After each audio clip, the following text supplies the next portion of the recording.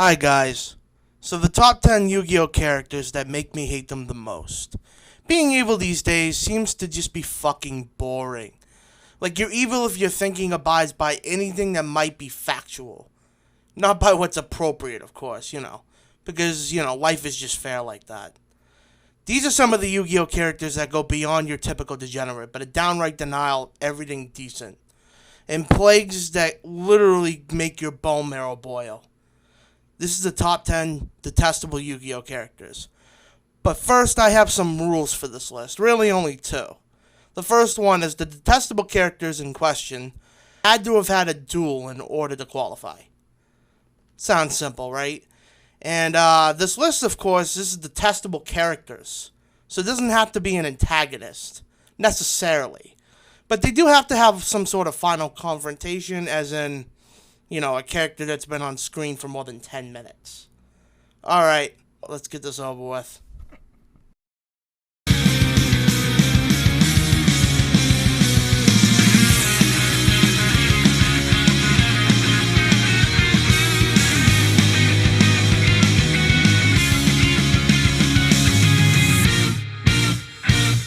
Number 10, Seto Kaiba. Now, I know I'm gonna get some shit for this one because Kaiba tends to be a favorite for whatever reason. Guys, I'm not gonna lie, he's kind of detestable. I mean, I guess they could have put Gozaburo, his father, on here, but frankly, he's just kind of a greedy businessman.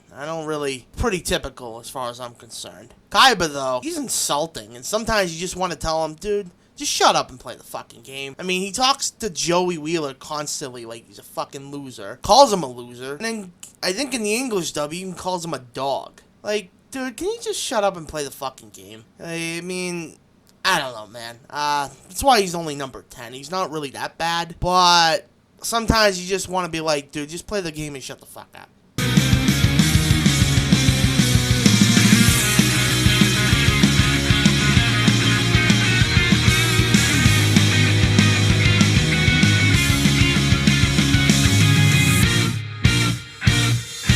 Number 9 is going to go to Sayu or Satoris from Yu-Gi-Oh! GX. Now, Kaiba is pretty much just a demeaning ass.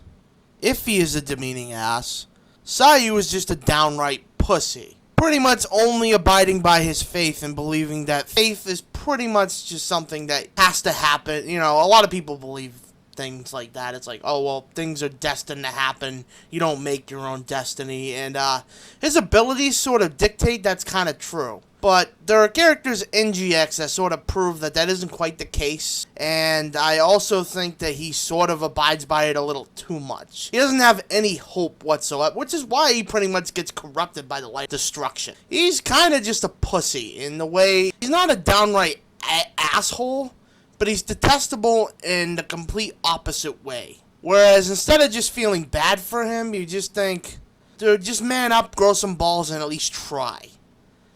That's the thing about Yu-Gi-Oh characters, is they tend to try. Sayu just kind of gives up and has his sister try to pull any of the punches he can't fucking take. And frankly, she doesn't even want to be doing a lot of it. She just, same sort of belief, just, oh, I can't change it, it is 'tis destiny. Well, I don't know. Either way, he's a tad detestable. You could say that I wanted him at number 10, but frankly, I would prefer Kaiba sort of brass, sort of. At least he tries, man, alright?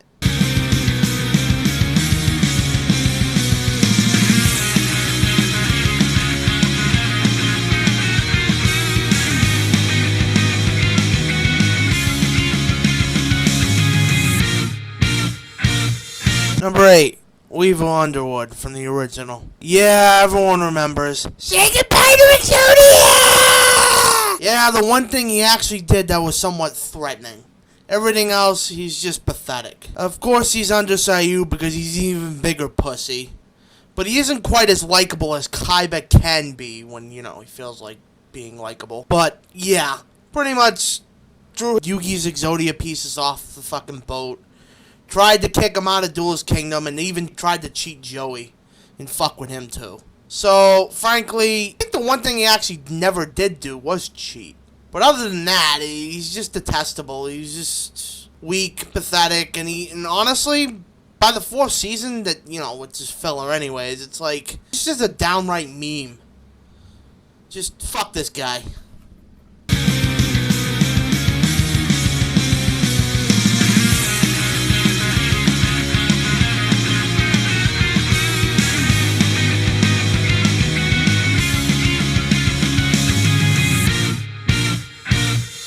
Number 7, the All-American himself, Bandit Keith. Yeah, surprise, surprise, he isn't actually 5 or below, but he's in fact number 7. I mean, he's just a typical thug. It's really all that's really detestable about him, but the fact that he even gets away with cheating in the Duelist Kingdom also kind of makes it like, oh, really, buddy? You're getting caught cheating and you still... Fuck this character, man. Just a scumbag. If you don't even understand why he would be a scumbag to begin with, you clearly never even watched the anime. Hell, you know what? I like the fact that in the manga, he just gets a downright finger bullet from his own fucking hand by Pegasus. Yeah, that's right. He shoots himself with his own hand. All by Pegasus. What the fuck?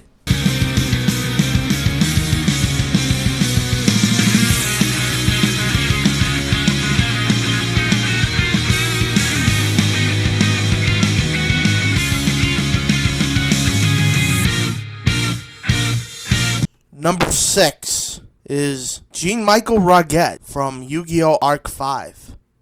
Yeah, how we all yearn to rule the world, right, Dr. Eggman? Well, this one takes a little explaining because it's actually in the middle of an entire, Yu-Gi-Oh! Anime. So, in Arc 5, the main characters, including Yuya, fat guy who plays Six Samurai, I forget his name. Sora, he plays like a fluffle deck. Reggie, he plays the all-summoning mechanic god, DDDs, or DD. And they're looking for Yuzu, and they're also fighting in this stupid fusion war. Arc V is a mess, but besides the fact, they had to go to Synchro Dimension where they pay homage to 5Ds. And now, the guy ruling this place is someone who was specifically hired by the Fusion Dimension, because in this world there's like 4 different dimensions that all represent the past Yu-Gi-Oh! Mechanics, Fusion, Synchro, Xyz, and then there's Pendulum, or Standard. And yeah, I know there's a lot of context, you're gonna have to hear me out on this one, but essentially, this is the guy who wants to rule the world. So, what do we get? He's hired by the Fusion Dimension to essentially take out the Synchro Dimension in their never-ending war to control all dimensions. And basically, this guy is pretty much almost number 5 because he's just a stupid dictator, man. One of the reasons why Arc V gets a shit rep is pretty much because the villain is lackluster in the Fusion arc. We get a guy who is maniacally crazy to the point where he fucking sits in a room and maniacally laughs at himself with a chessboard. Because, Yu-Gi-Oh! Is like chess, right? Let's make the connection, right? It's like, I don't know. This guy is stupid. He just wants to rule the world, and the way he does it, and he wants to influence a tournament. Because this world is apparently run by, a council of old people. Yeah, it is way too much context for this number, but all I gotta say is this guy essentially let other people beat up his fucking henchmen after he failed to capture a kid in his Yu-Gi-Oh! Card. This guy is, he's not even worth 5 and below. He's at the perfect spot. Not too much of a dick, but just enough to almost hit the number 5. Frankly, this guy just sucks.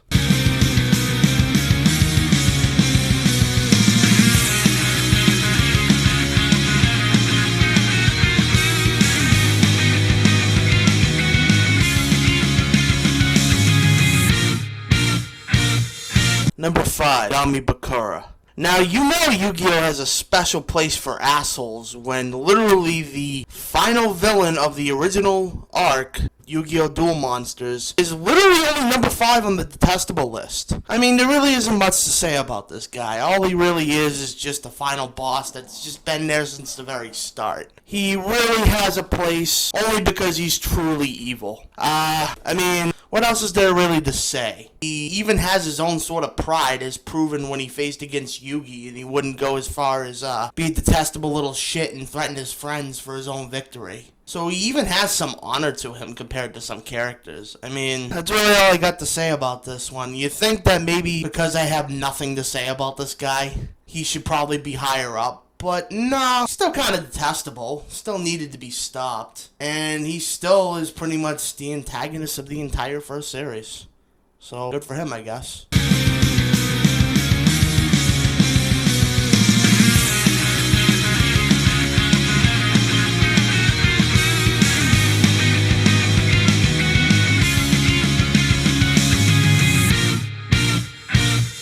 Number 4, Yami Merrick. Alright, now, this guy is a pure sociopath. Truly. He really is. Which is why he's pretty much one of my favorite characters from the entire season, if not, like, my favorite antagonist. Because he's just downright evil, and he almost has no motive for it. I mean, he's just evil. And now I know some people might think that that's just like typical villain. It's like, oh, he doesn't even have a reason. He's just evil. It's not very creative. But no, it's a little more thought put into it than you might think. He truly is just the textbook definition of a sociopath. He cares for no one else but himself, and he wants to inflict pain. Hell, he'll laugh at you while he's doing it. He'll put himself in misery just to see you in misery. If that isn't a sociopath, I don't know what is. And honestly, sociopaths are really not suitable for any sort of likability at all.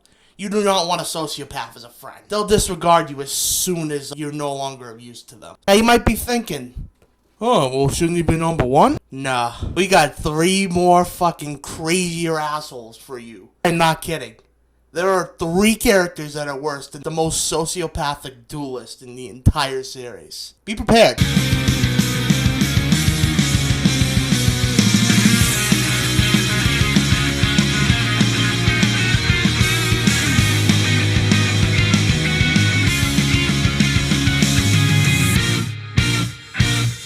Number 3, DD. No, not the archetype. Character named DD. A little context. Basically, in GX actually surpassed the original in a couple different ways. Probably not in story, because the story's better in the original, obviously. But a couple things they did do was give us some really fucking big assholes to hate. One of them is DD. Astro Phoenix plays this archetype called Destiny Heroes, counterpart to the E-Heroes that everyone knows and loves. Essentially, his father was murdered by a crazy guy who was just wanted more power, or really, he wanted to keep his position in the pros. And to ensure that, he broke into this guy's home, who was a card creator, tried to take his super valuable rare card that wasn't available to anyone else. Think of Konami gave you a Worlds card, but instead of them just giving it to you as a promotion, like they did a couple weeks ago, you know, someone just comes in, boom, crashes in the middle of the night, they get caught, and then next thing you know, the card possesses you because you're such a weak little shit. Now you feel the need to essentially murder him, adopt a son to try to keep yourself from getting in trouble. And it all goes down on a fucking cruise ship. It's actually kind of screwed up because Astro Phoenix is essentially trying to find who killed his dad, and it was literally the guy who raised him all along.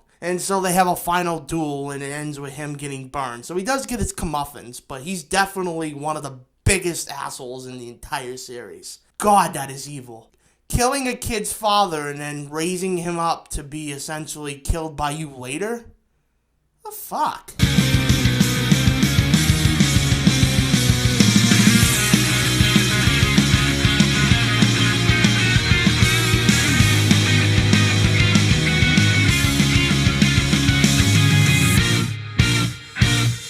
Number 2.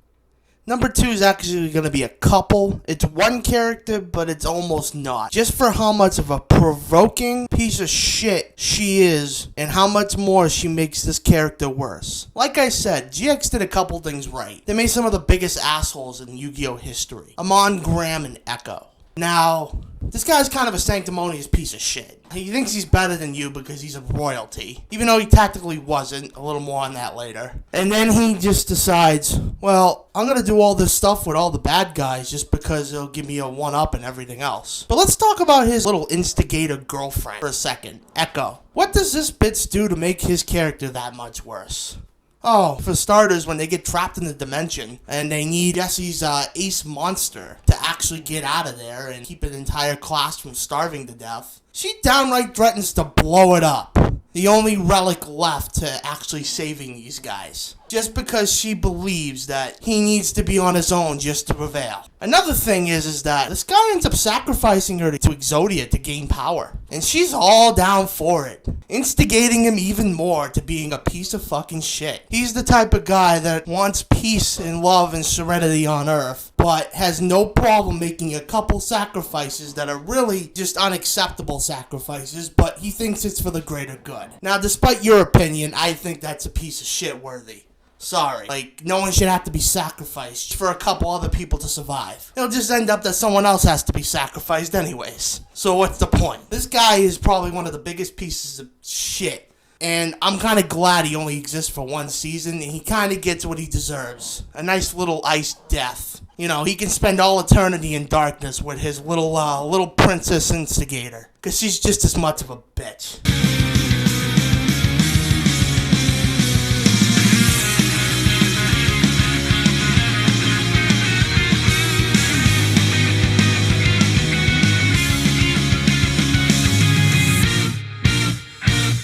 Number 1, another couple, but mostly just one character, Lutton and Barbara.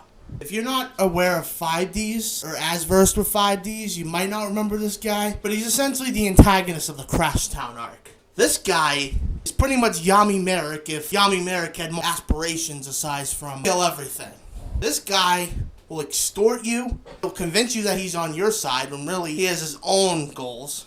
Basically, he has a girlfriend that sort of provokes him into doing everything. Even she gets betrayed by the end. And this guy won't even settle a match with you fair and fair. He'll literally just try to run away if it suits best for his situation. Aside from that, he basically betrays his brother by thinking that he's going to be able to run the town and then inevitably betrays him. He and his brother and everybody in the town is very well aware that the town runs on slave labor. If you lose a children's card game, you get enslaved.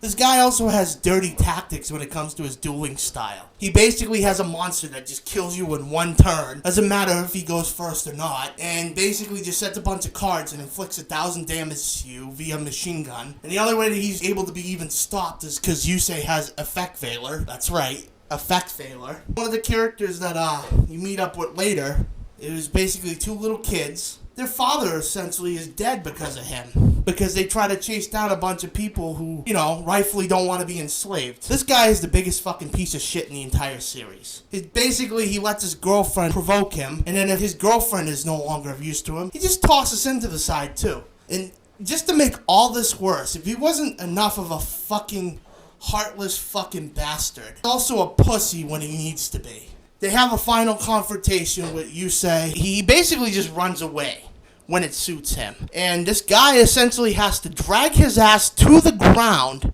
and force him to finish what he started. But you know what? It's all good. It's all good. You want to know why? Because this guy, like every other asshole, gets what every other asshole is destined to get. A nice bullet to the head.